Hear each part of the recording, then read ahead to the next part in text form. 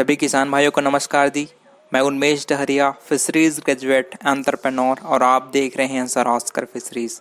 किसान भाइयों, अभी तक हमारे भारत में बहुत सारे हमारे किसान भाई जो मछली पालन से जुड़े हुए हैं, उनका खुद का ज़मीन नहीं है जिसमें वो खुद का मछली पालन वो शुरुआत कर पाएँ।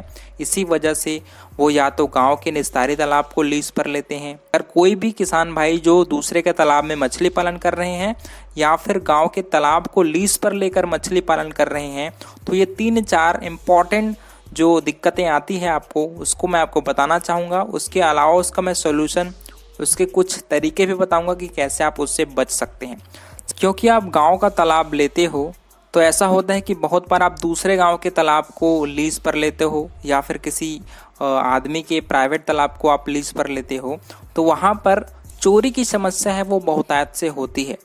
क्योंकि वहाँ पर उस गांव के जो लोग हैं, आप जैसे ही अपने फार्म से जाते हो अपने घर, तो ऐसे लोग वहाँ पर आते हैं जो रात में जाली लगाकर चुपके से मछलियाँ हैं वो पार कर लेते हैं। तो आपको इसका सोल्यूशन है, अपने आदमी को अपने फार्म में रखिए। दूसरा सोल्यूशन, आप अपने घर के जितना पास हो सके उतना पास में आप अपने जो भी तालाब है उसको लीजिए लीज पर। क्योंकि इसका यही सोल्यूशन है, जितना दूर आप फार्म को लोगे उतना ज़्यादा आपको मैनेजमेंट में दिक्कतें आती हैं, जो मैंने खुद फेस करी हैं।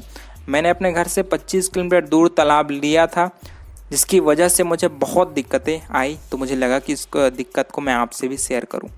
दूसरा दिक्कत आता है आपका फर्टिलाइज़र या फिर मैन्योर आप तालाब में नहीं डाल पाते। क्योंकि गांव वाले ये शिकायत करते हैं कि तालाब में मैन्योरिंग या फिर गोबर डालने से वो पानी ख़राब हो रही है, उससे नहाने में दिक्कतें आ रही हैं, उनको खुजली उजली हो रहा है।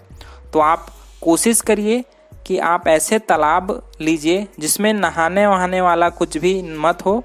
ऐसा निस्तारी तालाब का चुनाव करिए जिसमें लोग ज़्यादा नहाए वहाए मत, और गांव वालों का इंटरफेरेंस आपके काम में भी बहुत कम रहे। तो आप तालाब का चुनाव करते समय ये ज़रूर ध्यान दीजिए, या फिर आप ये कंफर्म कर लीजिए कि मैं इसमें गोबर और मैन्योरिंग डालूंगा, तभी आप उस तालाब को लीजिए। तीसरा दिक्कत आता है दोस्तों, मान लीजिए अगर आप प्राइवेट तालाब को अगर आप लीज पर लेते हो तो तब तालाब मालिक की किचकिच। क्योंकि तालाब मालिक को ये लगता है कि उन्होंने तालाब लीज पर दिया है, इसका मतलब ये है कि उन्होंने आप पर एहसान किया है। लेकिन ऐसा नहीं है, आपने उसको पैसा दिया है लीज का, और उनको ये भी लगता है कि ये मेरा ही तालाब है और मैं अपने हिसाब से कुछ भी कर सकता हूँ यहाँ पर। तो आपको किसी भी प्राइवेट तालाब को लीज पर लेने से पहले या फिर किसी भी निस्तारी तालाब को, गांव वाले तालाब को लेने से पहले आपको ये क्लियर कर देना है कि मैं आपको हर बार मछली नहीं दूंगा। मैं अपने हिसाब से ना कम इंटरफेरेंस हो सके गांव वालों का या फिर किसी राजनीतिक पार्टी का, उतना ज़्यादा बढ़िया होगा आपके मछली पालन के लिए। क्योंकि आप अगर खेत के आसपास तालाब लिया हुआ है तो बरसात के समय खेत का पानी भी आपके तालाब में जाती है। इससे होता क्या है, क्योंकि खेत में भी यूरिया, फर्टिलाइज़र जो भी केमिकल है उसका उपयोग होता है, और उसका पानी जब आपके तालाब में आता है तो इससे आपका तालाब का जो पानी है उसमें एल्गल ब्लूम की संभावनाएं हैं वो बढ़ जाती है। तो आप कोशिश करिए कि तालाब के जो मेड़ है उसको थोड़ा सा ऊंचा बना दीजिए, ताकि उसमें बाहर का पानी है वो आपके तालाब में मत आए। और जहाँ पर बोरवेल की सुविधाएं हों ऐसे जगह पर ही आप तालाब लेने की कोशिश करिए। बाकी ये 3-4 दिक्कतें हैं। सबसे पहले चोरी होने की, दूसरा आपकी गोबर या फिर कोई भी खाद है वो गांव वाले तालाब में डालने नहीं देते, तीसरा दिक्कत आता है आपके अगर मालिक की या फिर गांव वाली का जो इंटरफेरेंस है आपके तालाब में मछली पालन में वो बहुत ज़्यादा होता है। उसके अलावा बरसात का पानी आपके तालाब में घुस जाता है।